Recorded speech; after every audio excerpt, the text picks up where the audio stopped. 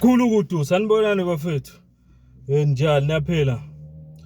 Let's open yaphela umfaka Mkhonzo nibingelelayo namhlanje kuyi Friday 29 May 2026. Siyabonga kakhulu. Siyabonga kakhulu. Ake ngibonge futhi ngamukela lonke ama new subscribers to this channel. Nabo bonke nje abangama regular ale channel ababuka ama video wami la. Ngiyanamukela, ngiyanibonga kakhulu. Kodwa ikakhulukazi ama subscribers nama followers ku TikTok. Ngiyanibonga kakhulu nonke good people. Ngicela ukuthi bonke abaviewer lama video ngo-uploadayo abanga-subscribe, please do subscribe now. It's a good time to subscribe. Kuyashisa South Africa futhi kuningi esizokudiscussa la. So ngiyanicela kakhulu ukuthi nisubscribe and subscribe. It's free of charge. Awulimali ndawo ngokusubscribe, ngiyanicela kakhulu. Ngiyabonga bafowethu. Ngiyagijima ngibuka isimo esenzeka eSouth Africa njengamanje. Ngicabanga ukuthi sonke siawe njengamanje ukuthi kwenzakalani eKZN endaweni yaseScott noma lapha eMtshezi eKZN. Siyabona kwehluka kuyenyukwa excuse me, izitolo zabo kufika kuyatatshwa, kwenzeka lokhu kuthiwa i-looting. Iqale kanjani lento, kwenzakaleni? Sizokhumbula ukuthi umeya excuse me, umeya wakuleya ndawo okuyimeya yi-IFP wakhipha umyalelo ukuthi abokufika abangenamaphepha okuba kulela afanele abavale izitolo zabo, kume yonke into abayenza eSouth Africa kulungiswe indaba yokuthi babe eSouth Africa ngokusemthethweni. Benzani abokufika abala abanamaphepha angafanele? Benzani? Bathatha udaba balisa enkantolo. Bafika enkantolo eMaritzburg babika ukuthi nangu umeya la esixosha esivalisa amabhizinisi ethu and all that. Inkantolo ke yase PMB ePietermaritzburg yakhipha isinqumo, yavuna bona bokufika ukuthi hayi siyanizwa isikhalo senu siyezwakala. Meya, sicela ukuthi from now on uhlukane nezitolo zalaba bantu, uhlukane namabhizinisi abo, uhlukane nabo, uhlehle kubo and all that. Yabeka nje inkantolo konke lokho. So ke mangizwa ngendlela engizwa ngayo engathi namhlanje bekuhlelwe ukuthi umeya uzoba nemeeting noma uzoba nomhlangano nomphakathi wakhona kuleya ndawo yini, kanjalo abe nomhlangano futhi nabo abokufika laba njengoba sekuvulelene lamacala enkantolo. Kodwa sikutholayo ke namhlanje engathi i-meeting ivele yaphenduka imovie. Ifike yaphenduka imovie meeting yanamhlanje ngoba i-meeting bekhona ile meeting umphakathi waseMtshezi obenayo nezitolo zabo abokufika. Siyabona lama video behlaba inyuka baphuma bathwele bakhipha kwasane abayithole izitolo bayatapa, bayalutha, bashowa ienga yabo ke manje. They are showing ukuthi into ekhulunywe enkantolo abayivumi, bayayichitha and all that. Futhi babonakalisa ukuthi baseka umeya wabo okuyena othe izitolo zabo kufika zivalwe kulungiswa amaphepha abo ngendlela efanele ukuze bazivule. So ke manje umbuzo omkhulu ke manje yilo. Uthi umbuzo omkhulu, njengoba sekwenzeka ke lokho okwenzakalayo manje, izitolo zabo kufika sekutatshwa kuzo kanje, sekunale yanto eyenzakalayo lapha kuhlaselwe izitolo zabo. Ubani la ufana blenywe?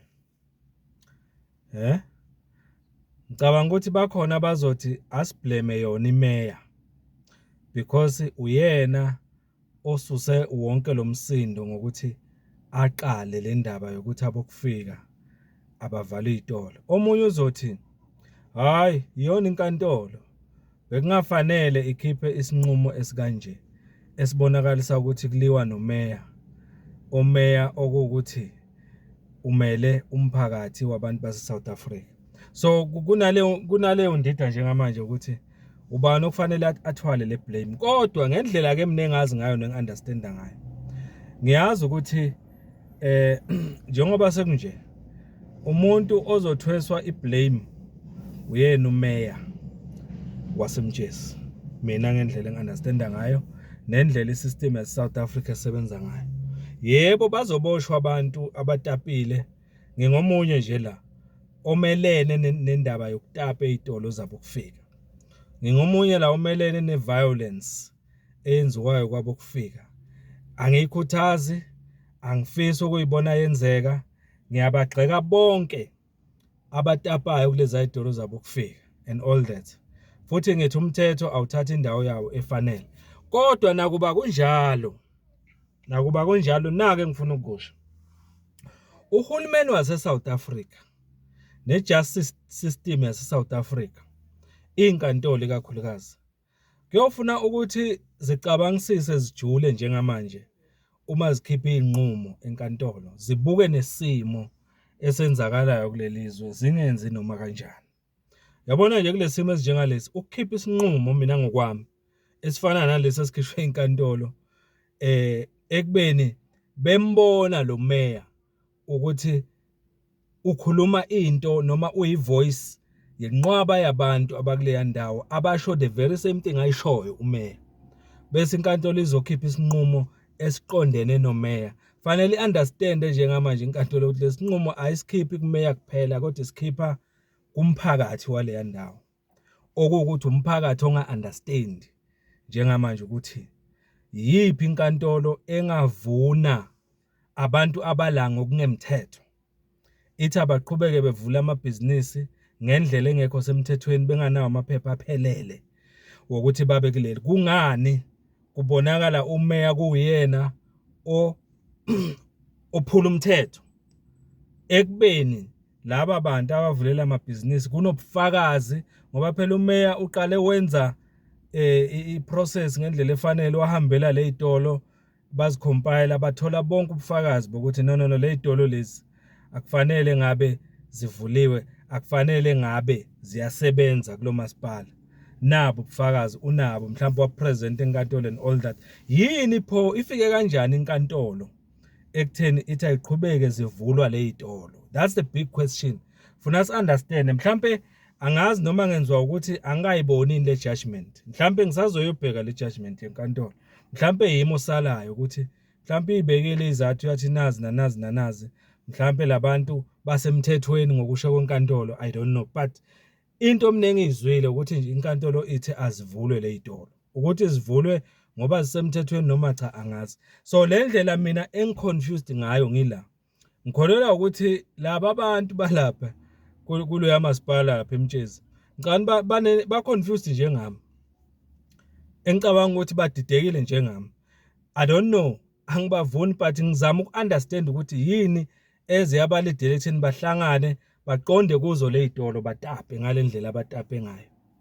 Akusiyo yini indlela mhlawumbe lena yokubonisa ukuthi abayizwa lento esho inkantolo ukuthi kungani kuthiwa umeya wrong, abantu bokufika ba right ekubeni bukhona ubufakazi kumeya bokuthi laba bantu akufanele ngabe bayivula le zitolo. Ake siyibukuseni lento bafethu, le debate le ibaluleke kakhulu ngoba lento esiyibona yenzeka lapha isiqalo sento enzima esazokwenzeka eSouth Africa, njengoba kubhizi nje kwehluka kwenyuka kukhuthazwa abantu bokufika abanganamaphepha afanele kubahambe. Kusazoba nzima kakhulu, kusazoba likhona. And manje mawungathatha ukubheka uhulumeni wethu selo siyawuxwayisa, besilokhu siwuxwayisa ukuthi ake ubeke abantu base-South Africa kuqala, ake kubekwe ipeace yalelizwe kuqala, ake kubekwe iSouth Africa kuqala, ake kubekwe ipeace yalelizwe kuqala. Ngeke ngenza even enye ivideo la ukuthi mangabe kunjenga kulesimo esifana nalesi, bekuhle ukuthi igovernment kanjalo neparlament bahlangane kwenziwe isinqumo esifanele. Makunesidingo sokuthi kube ne-state of emergency, asibe khona kuze kulungiswe izwe. Makungabi ne-state of emergency after sekufa abantu, after sekumoshakele infrastructure, after sekonakele izinto eziningi. Hulumeni, parliamente, mangabe kuukuthi uzokwenza i-decision yokulungisa lesimo, silungiseni manje kungachitheka igazi, kungonakala izinto eziningi, kungalimali izinto ezizokwenza ukuthi izwe lingayi phambili. Yenzani decision manje kungonakala kakhulu, ngoba nje manje basatapa nje kungenzeka ngokulandelayo kufa abantu. Uyayibona? So yiko ngithi lento lena engama-sign yento enkulu ezayo. IsiZulu ke siye sisho sithi ukusuza sithini umsuzo wandulela ukunya yini into kanjalo ngiye ngizwe khulunywa into efana naleyo. Asazi bobaba umtaka bayichaza ngcono lapha kubayede. So into engayisho nje ukuthi manje ake silixoxeni lo daba la ngizwe umbono wakho. Uthini umbono wakho ngalento eyenzeke esikhothi njengamanje emtshezi njengoba kutatshwa kanje? Ungathini wena? Sithini isinqumo senkantolo? Mhlawumbe uzwile wena ubeke itheni lenkantolo njengoba abantu bedinwe kangaka lapha. Umeya kanti yena utheni enkantolo? Yini lena yenze wahluleka enkantolo ukuthi awine le case against abokufika enkantolo? Yini le yenza abokufika bayiwina icase enkantolo? Yini le elideleke ukuthi egcineni kugcine sekudinwa abantu ngale ndlela betapa? Ake sixoxe ngaloko umfoka Mkhonza lo. Ngicela sihlangane ema comments. If you haven't subscribed, ngicela usubscribe esikhulise le channel yaphambili. Ngiyanibonga kakhulu bafethu. Sihlangane ku video elandelayo. Thank you so much.